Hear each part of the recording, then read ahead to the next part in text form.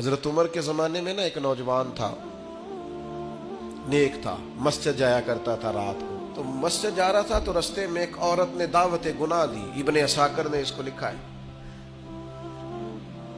تو نوجوان تھا، خواہشات تھی، کچھ طبیعت مائل ہو گئی. ابھی ادھر جا ہی رہا تھا کہ کسی نے آیت پڑھ دی، والی من خاف مقام ربی جنتان، جو رب کے سامنے کھڑے ہونے سے ڈرے گا اللہ 2 جنتیں دے گا. واقعی ڈر گیا وہ،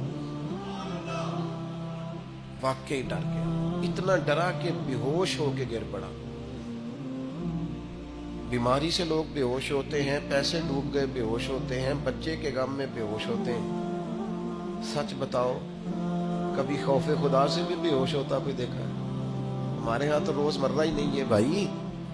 اور بڑی باتیں ہیں بے ہوش ہونے کی، ڈرنے کی، غش کھانے کی. بے ہوش ہو کے گر پڑا.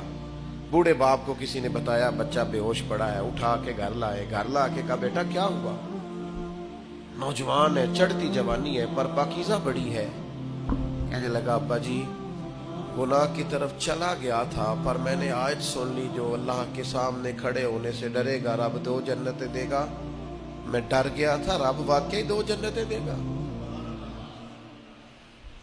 باپ رو پڑے. ابا جی کی آنکھوں میں آنسو آئے اور کہا پتر اللہ بڑا مہربان ہے، اس کے وعدے سچے ہیں، واقعی 2 جنتیں دے گا. اس نے پھر ایک چیخ ماری اور اس طرح کی ماری کہ اس کی روح ہی پرواز کر گئی. روح ہی پرواز کر گئی. کشتگان خنجر تسلیم را، عشق کی خنجر سے قتل ہو گئے لوگ. صبح حضرت عمر کو پتا چلا کہ انہوں نے تو رات جنازہ بھی پڑھ دیا، تدفین بھی کر دی. جناب عمر فرمانے لگے اتنا نیک نوجوان خوف خدا سے دنیا سے چلا گیا، مجھے کیوں نہیں بلایا میں جنازہ پڑھتا. فاروق اعظم فرما رہے ہیں میرا شوق تھا میں اس کا جنازہ پڑھتا. کہا حضور آپ کو تکلیف نہیں دی. فرمایا بتاؤ قبر کہاں ہے؟ تے کامل پیر اونا دے باہو قبر جنا دی جیوے.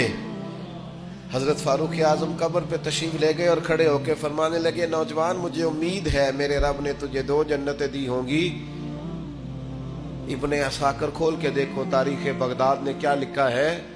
حضرت سیدنا فاروق نے فرمایا امید ہے 2 جنتیں دی ہوں گی. قبر کے اندر سے بولا کامل پیرو نہ دے باہو قبر جنا دی جیوے.